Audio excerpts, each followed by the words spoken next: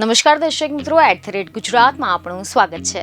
ગુજરાતમાં હાલ વરસાદનું જોર ઘટ્યું છે અને અગાઉ વરસાદી માહોલ જામ્યો હતો। સારો એવો વરસાદ થયો હતો, જેના કારણે વાતાવરણમાં ઠંડક પ્રસરી ગઈ હતી।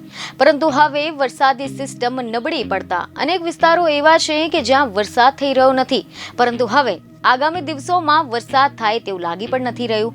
આ બધાની વચ્ચે હવે હવામાન વિભાગ દ્વારા એવી જાણકારી આપવામાં આવી છે કે આગામી દિવસોમાં વરસાદ પડશે કે નહીં પડે, અને જો વરસાદ પડશે તો ક્યાં અને કેવો પડશે। તો તમે જણાવી દઈએ કે મીડિયા રિપોર્ટ અનુસાર એવી માહિતી મળી રહી છે કે હવામાન વિભાગ દ્વારા આજે એટલે કે 9મી ઓગસ્ટના રોજ ભાવનગર, બનાસકાંઠા, સાબરકાંઠા, ભરૂચ, સુરત, નવસારી, વલસાડ, દમણ અને દાદરાનગર હવેલીમાં વરસાદની આગાહી કરવામાં આવી છે। ત્યારબાદ આવતીકાલ માટે કરવામાં આવેલી આગાહીની જો આપણે વાત કરીએ તો બનાસકાંઠા, સાબરકાંઠા, ભાવનગર, ભરૂચ, સુરત, નવસારી, વલસાડ, દમણ તેમજ દાદરાનગર હવેલી માટે યલો એલર્ટ જાહેર કરવામાં આવ્યું છે।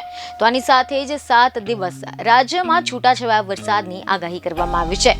દક્ષિણ ગુજરાતના વલસાડ, નવસારી, દમણ અને દાદરાનગર હવેલીમાં ભારે વરસાદની આગાહી કરવામાં આવી છે। જ્યારે આગામી 3 દિવસ રાજ્યના તમામ તાલુકામાં ગાજવીજ સાથે વરસાદની ચેતવણી આપવામાં આવી છે।